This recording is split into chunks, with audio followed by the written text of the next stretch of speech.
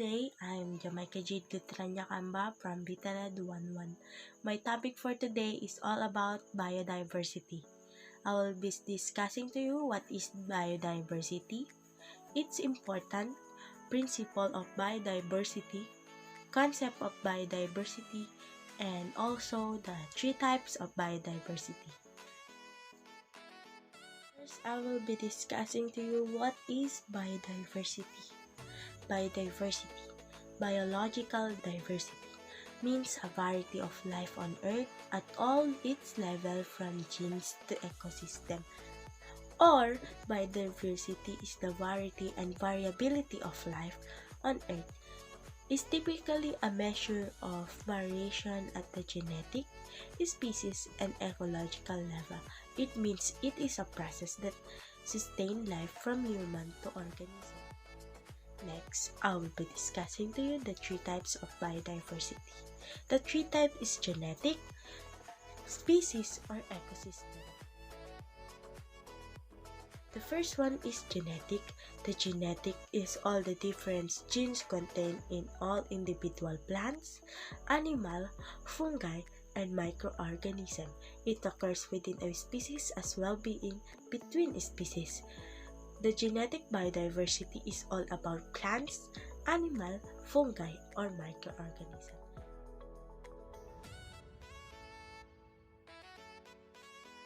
Next, the species biodiversity is all the difference within a between population of species as well as between different species. The species biodiversity is all about the population of species.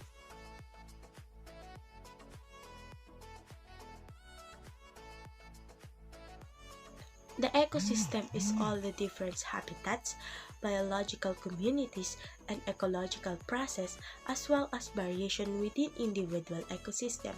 The ecosystem biodiversity is all about the biological community.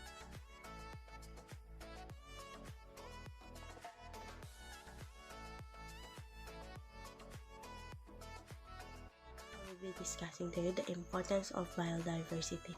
The importance of biodiversity, it is intrinsically valuable and important to our emotional, physiological, and spiritual well-being. And as a human, we have responsibility to steward for all living organisms.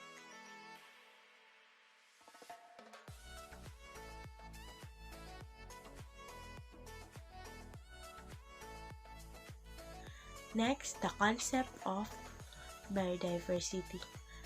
The concept of biodiversity is defined as variability among living organisms from all sources including inter-alia, terrestrial, marine, and other aquatic ecosystem and ecological complex.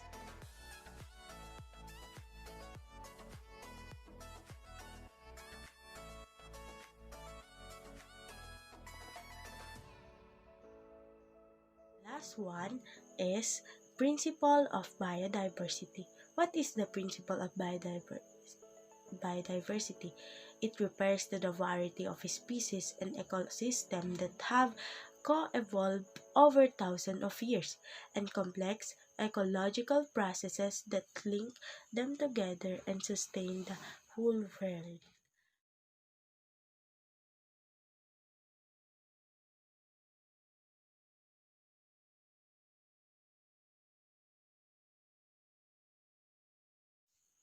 For short, we are all here to maintain the biodiversity which we usually need for our food, shelter, and many more. That's all for today. This is Jamaica JadeL Camba of BIODIVERSITY 11.